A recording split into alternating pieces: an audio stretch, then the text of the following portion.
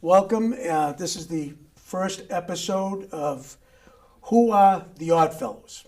And it's something that I've been in this town for almost 68 years. And I'm glad I found out who the Oddfellows are. But I got the perfect people to answer that question, to show what they actually do. And let's start on the end here. Introduce yourself and say what you do. Well, good afternoon. My name is Ken O'Brien. I am one of the trustees at our lodge, which is right down the street. And what we're trying to do, and hopefully we can get it done, is to introduce ourselves as Oddfellows so that the development and the area knows where we are, who we are, and how you can become an Oddfellow. And if I know we're going to have some information to hand out, and we're located right on Winthrop Street, so come Okay. on by and take a look at us. Okay. I'm Barbara Fritz Elliott, and I'm the secretary. I take notes for every single meeting, but I open all the mail, write the vouchers to pay the bills. It's a bigger job than she's saying, but yes, And Hi, I'm Joanne Ravicchio, and I am considered the noble grand of the Oddfellows of Winthrop. Our organization is called Zenith Lodge. And yes, a lot of people never knew what that green building was across the street at 196 Winthrop Street. I used to go to St. John's, and I walked by and look at this big building, and I never knew what it was. And it's sad, but now we're going to answer that question. So let's Absolutely. start off with the first question. It's going to go to you, Joanne. Okay. The first obvious question is, who are the Oddfellows? Well, the Oddfellows were a group that was formed in United Kingdom around the 17th century. And what it was a group of people that wanted to help others that were in need. Some of them had lost their jobs, so some of them went into the hospital, or maybe there was something going on within the family, but it was out of goodwill. And where they already had unions there, imagine that, unions back in the 1648. They had smaller groups, maybe chimney sweepers or whatever, that weren't big enough to have their own organization. So that's why it was formed. It was formed for them to be a part of an organization that would help them, as well as them helping others. And that went from England to the States? Yes, in 1847, no, 1819, Thomas Wildley started the first organization, Oddfellow organization in Baltimore, Maryland.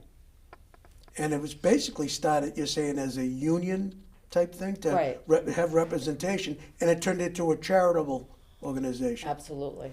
So next question's to Barbara. Barbara, why did you become a member? You don't just wake up one day and say, I think I'm going to be an Oddfellow. I am an odd fellow. Well, my kids told me that I'm overqualified, but I grew up with the sense of, in our family, to help others, to do the right thing, even though nobody's looking. And this was a perfect opportunity to get involved and to do things. I'm retired. I'm a retired school teacher. And it's a perfect opportunity. And we love it. yeah, I can see that in all of you, because I'm a new member, and to see the enthusiasm before meetings and things like that, and everybody, they have like coffee and cakes and stuff, and that's a thing on itself that's nice, because everybody Yeah. sits down. And what about you, Ken? Why did you join the Oddfellows? Well, as Barbara said, I'm also retired. I'm retired 38 years military. I like getting involved in organizations that are actually helping people. And the reason that we're helping them, we're not looking for the praise that you get when somebody says, oh, you did a wonderful job. That's what the organization gets, is the praise. And this is what we're trying to teach people, that if you need us, we're here. And if you want us, we're here.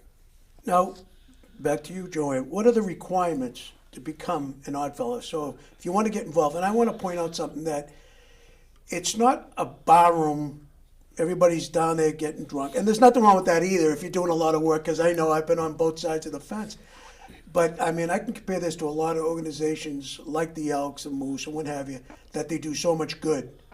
But the Oddfellows, they really concentrate on doing so much good for people in need. But if someone wants to become a member, what are the requirements to be an Oddfellow? Well, most of all, usually someone will sponsor a person that's coming in. You really isn't. The only requirement is that you believe in a higher power. It's non-denominational, so they don't matter if you're Jewish or Islamic or whatever your religion Race. is. You're accepted. Right. Of course, if you're an atheist, you wouldn't be. Right. You know, Right. and then basically what we do is after you fill out an application, we have an interview process where we will have a couple of people interview and ask you why you would want to be an Oddfellow. You know, sometimes, you know, once you learn that we like to help people, we're supposed to be here doing that normally as a human being. So it's to be humanitarian. There's a lot of things that we try to do, like when Helena, the hurricane hit, we donated to that. We donated to the fires in California. And, you know, we sponsor the Arthritis Foundation. And we are one of the biggest contributors in the whole country. Massachusetts, a small little state, produces the most money towards the foundation. And then we also have our own, what do you call it? Our own. Well, I could say I'm sorry, something. you can cut that out. No, for no, me. no. This is a very casual thing, and we're going to stick with it. A home, that's what I was trying to say, a nursing home. So, what are some of the other events, Ken, that you're one of your favorite events? We 'Cause you could be here recently all had day. We could. blood Yeah. drive that we hope came across real well. And what was it, about 2 months ago, 3 months ago, we had Little Christmas. And the veterans were involved. And the veterans that showed up were given a pin for Vietnam veterans, retired Vietnam veterans. And I want to add that they were very emotional about that. And They they were, really, they were, really yes. appreciated that. Barbara, what's your favorite event that they hold? There's so many events. That's I why know, I'm I'm asking trying for your to think. favorite. They This is keep only you, a half-hour show, so I mean, come on. They Well, keep you busy. I like our Christmas party, you know, just to celebrate, Right. holiday party. We had a health day where you could find out about different things along with the blood drive, the eyes, having eye checks, and other things in the hall itself. There was a flea market. You don't have to buy the fleas. You just have to be there to enjoy it. And here's something else. And we've come up with something new. And we're first responders. We're thanking the first responders in Winthrop for going above and beyond their normal job. And I can verify that. I mean, I remember we had, my house was hit by lightning during a snowstorm, and those guys came in and they covered everything like it was their own house. And actually, I was outside in my skivvies. They went upstairs, brought me a pair of pants, and it's stuff like that and the police and everybody. So, Joanne, what is your favorite event? I mean, you've seen it all, and I'm trying to think. I think they're all great. they all are. You know, I really enjoyed, we had a toy drive. Yes. We had a toy drive, and that's when you got involved. Right. Barbara and Ken donated to that. What we did was we wanted to buy toys for the children, and the police department came over and they used one of our big throne chairs. Oh, the chairs, for yeah. Yeah, for the children to receive their gifts. So when they come to get the event, we shower them with all the gifts that we received from all the members to give to the kids. That's very enjoyable. It's a nonstop thing that the Oddfellows do, especially in Winthrop, because, you know, there's a lot of people that could get involved in this and that, and hopefully we're going to see if we can get them involved. But the number of charitable events that this particular lodge does is incredible. So, There's And I'm one thing I want to mention. good. When I first started to actually do events and catering and stuff like that for the lodge, we had a Thanksgiving dinner, and we invited the veterans to come. That was our first time that we had the veterans at our lodge during my term. And while they were there, we had gone out and raised food for the food bank. And we had the Girl Scouts come in, and they loaded up the truck and they brought it to the pantry. And we had dinner for the veterans. I liked having multiple things happening with one event. Yeah, and they appreciate it. Yeah. And that's something that is heartfelt with all of us, is the fact that, you know, as long as there's a veteran, they won't be forgotten. But it's not only forgotten, it's to be appreciated as well. And that never stops. So, any of you can answer this question. What are the goals? I mean, there has to be like a goal that wants to be reached by the Oddfellows. Right. If you had to name one goal, what would you say, Joanne? Well, you do know, and you had asked me about the 3 rings. Yes. We have a white, a blue, and a red ring, and what that represents. And what it represents is, the first is F, which is friendship. The second one is love, and the third one is truth. So it's to be more of a family. So when you come into the lodge, a lot of lodges will address each other as sister and brother. Okay, so our main goal is to try to make mankind a little bit with the humanitarian acts, you know. Absolutely. I mean, the fact that, I mean, friendship, love, and it just, you look at the 3 rings and what it stands for is a great goal on its own, because it's a win-win-win situation, Yeah. you know, becoming an Oddfellow, just being an Oddfellow. Yeah, and we have those 3 degrees that everybody attends. Either we have a rally every year where people will come and we present those 3 degrees. Mm-hmm. And so they have a better understanding of who we are and what we're doing. And now, I know you have a lot of stuff lined up. What is the next event? Well, right now it'll be our blood drive. We have that in July. That'll be July, I think it's the last Saturday of the month. I will get more information on that. And it will be posted in the Winthrop Town Hall, as well as we do put it on What's Up Winthrop and all the different little organizations that are on Facebook. And Let them know of it. WCAT, which we appreciate. And, well, you already answered this next question as to the 3 rings being this. That's sort of like the symbol of the Oddfellows on Yes. its own. You know, if you were to name one thing, the most rewarding thing, I'm trying to phrase this right, as to if here you are, you're a member, what can you do to help with the goals of being an Oddfellow? I mean, someone joins, boof, they remember, they fill out the application, which we'll get to at the end of the show. But, you know, what can someone do if, like, you know, you do all these functions, but how can someone just jump in? I want to be involved with this. I want to be involved with this. Well, actually, we have committees, and you know, we have some committees that are that can make the arrangements. Like, for instance, after the blood drive will be the first responders dinner, which Barbara and Ken are putting together. So that'll be that's their project.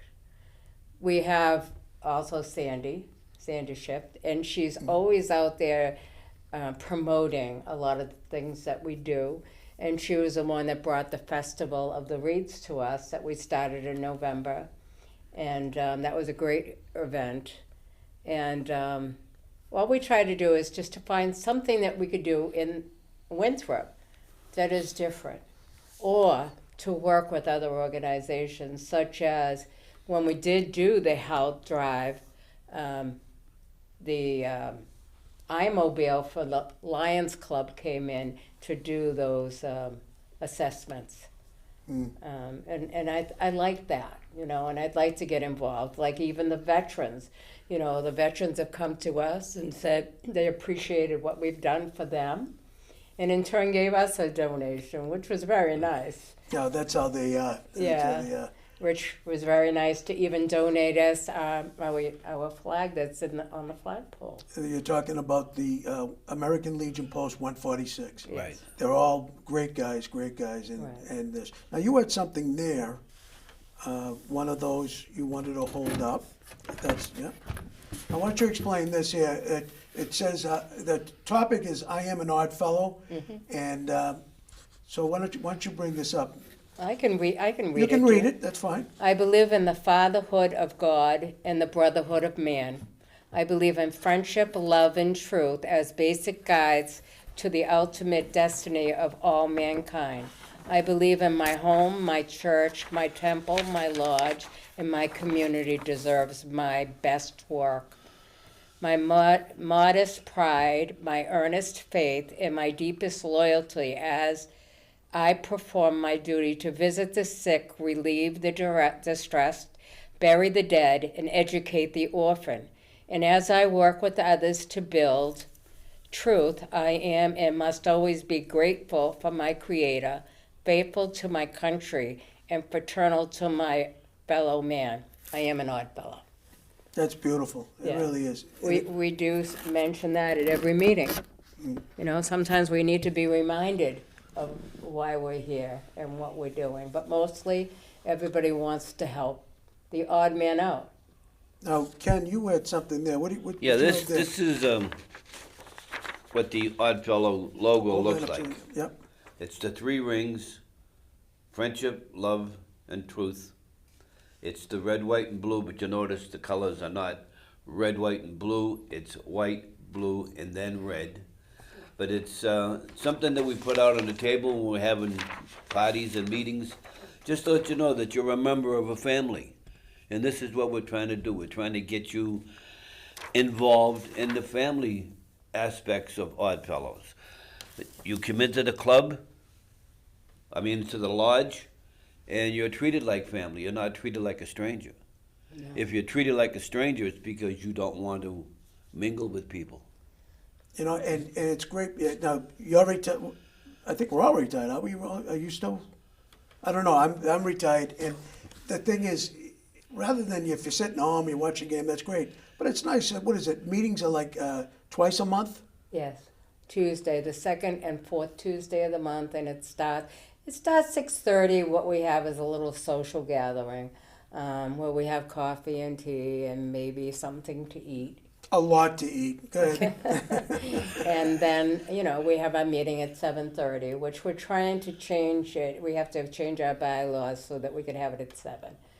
7:30 is kind of late, but you don't want it earlier than 7 because people do work. Coming home and all, Yes. what have you. Yeah. But I just, imagine you're sitting there, you can sit there and watch The Price is Right, there's nothing wrong with The Price is Right, but wouldn't you rather just come down and you have a cup of coffee, you're Well, talking to all that's these what the people? whole thing is. You want to socialize with your family members, and this is what we're trying to do. We're trying to bring in family. Right. Yeah. And you hit it on the head. It really is family. You feel like family the second you join. I sat down, all these people that came over and sat next to me, and I didn't even owe them any money. So it was a nice feeling and You are funny. a good thing. But so if you were to say one thing you've taken out, and we'll go right down the line, what is your favorite thing about being An odd fellow? an odd fellow? The one thing I enjoy is, and I've been saying it over and over, is family. You're treated like family. You're loved like family. And if you fight don't like get it, family sometimes. And they you fight like get, family. you get what you give. Let's put it that way. If you give the love to somebody that you just met, Yeah, And I don't owe you any money either, but we'll talk after. later. You know, Barbara, what about yourself? I mean, One of the mottos that we have in the lodge, having fun while doing good. Yes. oh yes, yeah. And we do have a lot of fun when we get together and we reorganize and help here and help here. The pilgrimage for the children, for the youth, is something I like because education doesn't always come from a book. It comes from experiences. And if you're in the Midwest and have never seen the Atlantic Ocean, that is something to see. Mm-hmm. And they travel up the East Coast, I believe. Didn't they? You send I'll a mention that. yeah. to you. They send a student somewhere. Yes. Or, I tried to go up to Revere High, Winthrop High, and speak to the guidance counselors. We'd like to restart something that we used to do here before COVID. And what we do is it's a junior in high school, gets the opportunity to meet other children like themselves in a junior class. And they start off in Philadelphia. And they, of course, they probably visit a lot of the history of Philadelphia. And then they go up to Washington, D.C. They go to New York, and I think they enjoy a show. And then they come to Massachusetts, and of course they see the ocean, as well as they visit at least 2 or 3 of our lodges. And of course they go into town to see everything that's in Boston. And what we try to do is, as an organization, we paid for that. It's usually around $2,100 per child. And what the parent can do is just make sure they have extra spending money. And I think that they need to get them to the location in Philly. Other than that, the whole trip will be taken care of by the Oddfellow organization. Not just Winthrop, but a lot of the lodges will contribute and donate for that purpose. and that, I don't want to call it child, that young person will never forget that, experience all this. And again, it's just one of the main things. Now, in our lodge, Joanne is the big cheese. I don't know the proper thing. So what is your favorite event out of the whole thing? What do you take out of the, because you wear a lot of hats. Yeah. And you're like the conductor of the whole lodge. It's true. I guess that's the best way to put it. Yes. And you yell at Barbara to get the stuff done. So no. So Now you're back. what is I your? don't yell. I mean, She doesn't. what do you take out of the whole thing? I mean, you do a lot. You know, I never really understood the Oddfellows when I first joined. You know, I was asked by a friend if I would become a member, and I had no knowledge of it whatsoever. And in the 4 years that I've been in the lodge, maybe 5, I am now been appointed this year as on the Grand Lodge board, and I am their chaplain, so I'm the Grand Chaplain.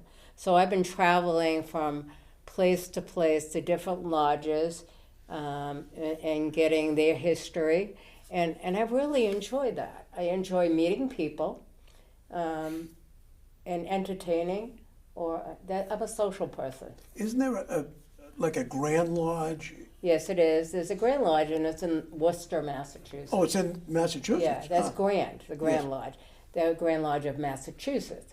Now you have the Sovereign Lodge, and the Sovereign Lodge is the next step up. And that is in North Carolina. That's the national. Yes. I take it lodge and all that. Yeah. So one of the things before we do any wrap up or anything like this is there a place if I want to become a member, Right. and hopefully after people watch this show, instead of sitting at home and something like that, get up, meet great people, and do great things. Actually, Right. is there a website? Is go online? Can they call? Is there a number that they can call for? We do have a phone number in Winthrop, and it's amazing that I don't have it for you right now, but I can look it up. No, that's fine. We'll put it on the screen after we're done. Okay, yeah, all right. Zenith Lodge does have their own phone number, and you could always call and leave a message, and we'll get back to you. But on Tuesdays and Thursday, the second and the fourth Tuesday of the month, we're there at 6:30. If anybody wants to come by and get an application, they're more than welcome to. We're not having our meeting till 7:30. So if someone just happened to drop by and come in our kitchen door, they they could be greeted and we're not going to throw them out or charge them for the coffee. We won't charge You've them been for the charging me. What's Oh, going on? well, here? yeah, but you remember. So and I'm sure if we called, Right. if they called to the lodge, but Barbara, can you send an application, or do they need a sponsor's signature on that application, or can you send one right out? I think we can set it right up. Yeah. We can have people who will talk to them and sponsor them. Yeah, and send out an application so they might want to become. Yeah. And I recommend it highly, highly. Is there anything anybody would like to say before we wrap it up? Usually, what each noble grand or someone like the Grand Master, they have a project. All right. So my project was to help the homeless. So you'll see some pictures along the way that'll be shown that we had backpacks full of clothes that we're trying to give to people in need. So that's another area of concern. And also that I started a grief group at Zenith Lodge. And it is the third Tuesday of the month, and it starts at 6:30. And it's actually a grieving group of parents that have lost children to addiction. And if anybody, it could be a sibling or whatever, you're more than welcome to come in. And I am the facilitator there, so I'm there 6:30 to 8, third Tuesday of the month, and hope to see anyone that's in need to have counseling. That's just such an awesome thing, because sadly, that's going up and up and up with all the different the drug situation in this country today, and I know many in this town. It's sad. It's sad, but it's great that you do that to help people. And when you have a group of people, they help each other. That's right. We You know. become a circle of friends, and we bring our, when we go into the meetings, we talk about. I'm bringing my son with me because my son died of an overdose 15 years ago, and I've been trying to do whatever I could or can do for people in need, to talk about their situation and always to remember their children. And that people aren't alone in that No, situation. they're not alone. And when you get a group together, it really does help out a lot. So I'm hoping that we'll get more people from Winthrop to come and join me. Like I said, you can come through the kitchen door, which is the door in the parking lot, and I'll have a sign there. And I'd love to see you. Please come. Don't be alone and living a hell. When you lose a child or you lose a loved one, it's really hard to accept. And plus, a lot of times, people are ashamed. Never be ashamed of anybody. They didn't ask for that to happen to them. My son had a motorcycle accident, and then I fought a 10-year addiction before he passed. And I'm very sorry, with all the stuff, all the good stuff, and that's a great thing that the Oddfellows does, especially yourself, Joanne, because I know the more I find out about you, the more I'm amazed that you do all this. And you have to put up with Ken. But so closing talk there, Ken, what would you say to someone that wants to become a member? Give it your best. Pitch it to the world. Well, like I said, it's a family organization. We do a lot of work on the outside. We do, with Joanne as a Noble Grand, we do a lot of work on the inside too. But it's something that we enjoy doing. We love doing it, and we want to see more faces and more people. So all I can say is, come on down. Wasn't that Ernie Bach's statement? Yeah, Come on now down. we're going to get Just don't bring sued. any Now we're going to claims. get sued. Barbara, what would you think? There's so much good that There really is, happens. yeah. That it's amazing that right now we're a small group and we do so much, and we have more people. We can do more. even more, Right. which is our goal, to do more and more. Absolutely, absolutely, and that's the whole thing. And being the second oldest organization in the country, you know, it's just What was the first? the first were the Masons. Since Okay. And but what about yourself, Joanne? What would you say to become a member? What's the number one thing you take out of it, or what you took out of it when you first joined? Well, you know what? When I first became a member, I said, well, this is what I do anyway. I call people when they're sick. You know, I try to do good for all. I give them gifts. I show them attention. I want them to know that they're loved and that we care about them. Absolutely. And Absolutely. that's basically what I do. So I said, why not be a part of a bigger organization that does the same thing? You know, so that was why I joined. That's a great way to end the show. I'm going to thank you all for being here tonight.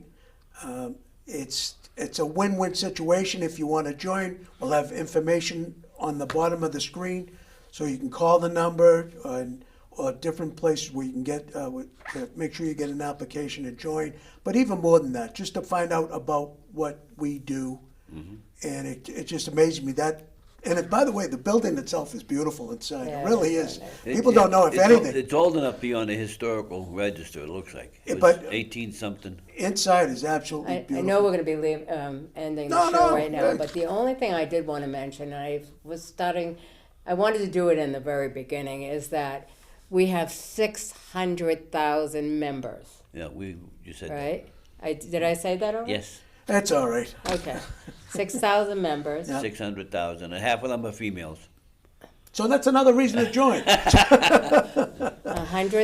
100,000 lodges in 28 different countries. That's amazing. So it's Absolutely it's amazing. not just within the United States. It's across the world. Yep. And on that note, I want to thank you for being here, and let's get ready for show number 2. That's right. All right. Have a good night. Good night. good night. Good night.